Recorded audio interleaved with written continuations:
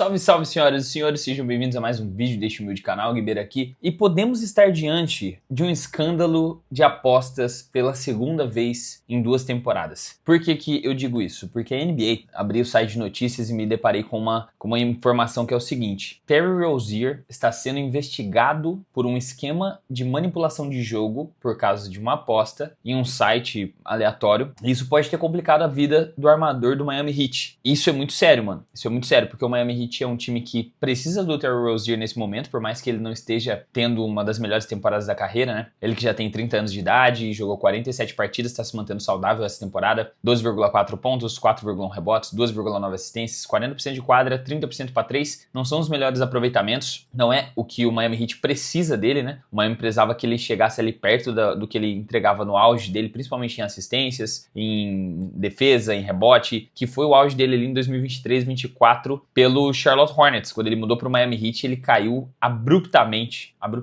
Caiu bruscamente as médias dele, mano. E agora ele se encontra numa posição onde ele não é mais aquele jogador que ele foi, e ele tem agora um calibre mais de um jogador de rotação, aquele jogador operário, role player, na posição de armador para poder ajudar servindo o Tyler Herro. E se ele estiver num jogo bom, espaçar a quadra, matando uma bolinha para cá, uma bolinha para lá, jogar na transição, que ele é bem rápido. Só que o problema é que o aproveitamento dele não tá muito bom. Mudando um pouco de assunto agora, indo diretamente para o caso, é o seguinte: não foi nada relacionado ao Miami Heat. Inclusive, estavam se especulando sobre algumas partidas estranhas dele pelo Miami, mas só que eu reassisti aos lances e eu não achei nada assim de muito chocante não, tipo, ele não fez nada demais, sabe? Algumas situações onde parece que o cara dá um pouco mais a vida pra pegar um rebote, outras vezes ele larga a bola ou dá um tapa pra alguém, mas só que nada de excepcional. E o outro caso que a gente teve, antes de eu seguir pro caso do Terry Rozier, foi o caso do Jontay Porter. Quem que sabe do Jontay Porter? Ele que é irmão do Michael Porter Jr. Ele mesmo, ele foi banido pela NBA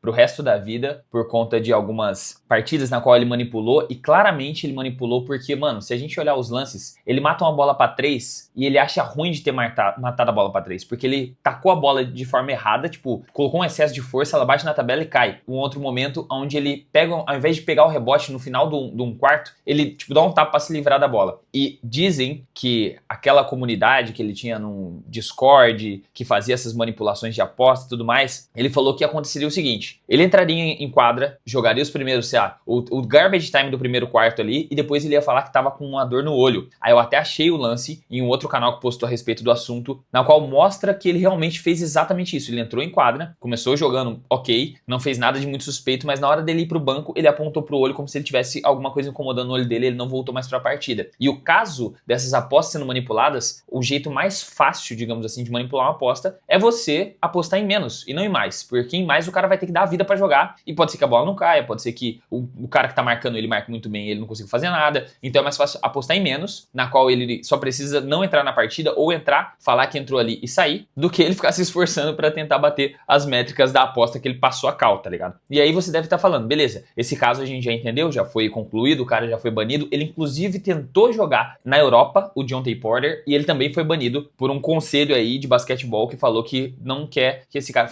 acho que o conselho de basquetebol de Nova York entrou com a petição pra banir ele até de jogar na Europa. E aí, como que descobriram, ou como que estão, que são apenas alegações ainda, né? Como que eles estão suspeitando de que o Terry Rozier possa ter feito algo semelhante com isso? Foi o seguinte: na temporada 2022-23, quando ele jogava pelo Charlotte Hornets, era uma temporada excelente dele, onde ele tava jogando assim, praticamente a nível All-Star, 21,1 pontos, 5,1 assistências, 1,2 roubos, 4,1 rebotes, com um aproveitamento de 32% para 3 e 41 de quadra, naquele Charlotte ali onde ele precisava ser uma segunda opção para o LaMelo Ball, e o LaMelo Ball vivia lesionado, então ele era quase que a primeira opção do time. E aí, isso aconteceu exatamente no dia 23/3/2023. Foi já próximo do final da temporada regular. E o que aconteceu? Em uma determinada partida, o Terry Rozier entrou em quadra, jogou normalmente, inclusive ele matou uns arremessos de fadeaway, matou meia distância, acho que matou uma bola para 3 ou errou a bola para 3, e ele jogou apenas 9 minutos de quadra e não voltou. E alguns lances durante a partida mostrava que ele parecia estar com um incômodo no pé. Os lances no começo da partida ele dá uma pisada diferente, sabe quando você tá sentindo o pé e dá uma forçada assim pra ver se é aquilo mesmo que tá acontecendo? Aconteceu isso 2 vezes no começo da partida e no final do primeiro quarto, que foi quando ele saiu e não voltou mais, depois dos 9 minutos de quadra e não voltou mais, foi aonde surgiu a suspeita. Por quê? Ele terminou essa partida com apenas 5 pontos, jogou apenas 9 minutos e 34 segundos, pegou 4 rebotes, entregou 2 assistências, roubou a bola uma vez e tava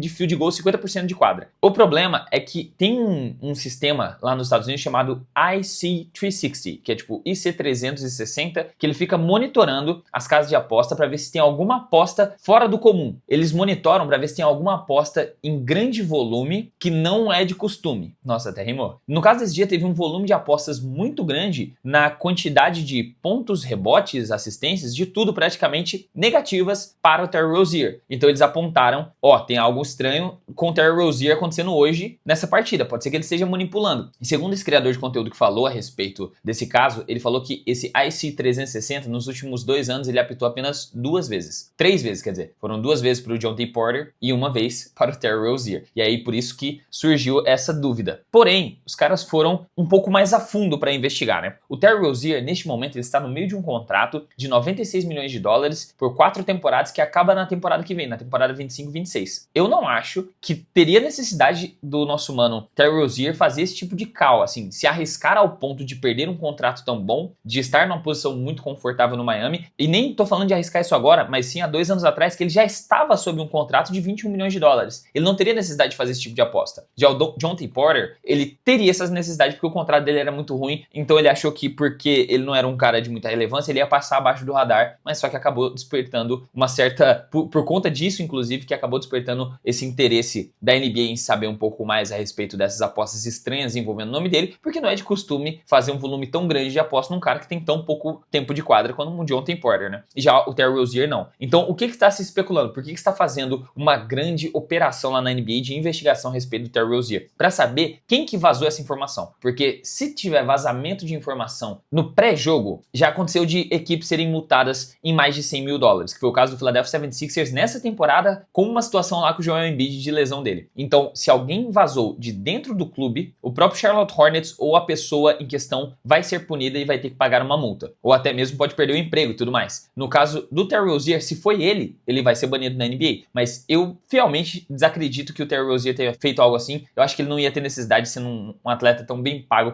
como ele é. Então a gente ainda não tem um veredito final a respeito da situação, mas está tendo uma investigação, no caso do Terry Rozier, possivelmente envolvido em esquema de aposta. Mas ainda não é certo. Na minha opinião, eu acho que ele não está envolvido, mas só que tem muita gente que já começa a tomar partido, já começa a ter conclusões precipitadas e acusando o cara de estar manipulando jogos e fazendo de propósito coisas de 3 anos atrás, quando ele já estava com um contrato de 100 milhões. Eu acho que, cara, não casa, tá ligado? Não é a situação para isso acontecer.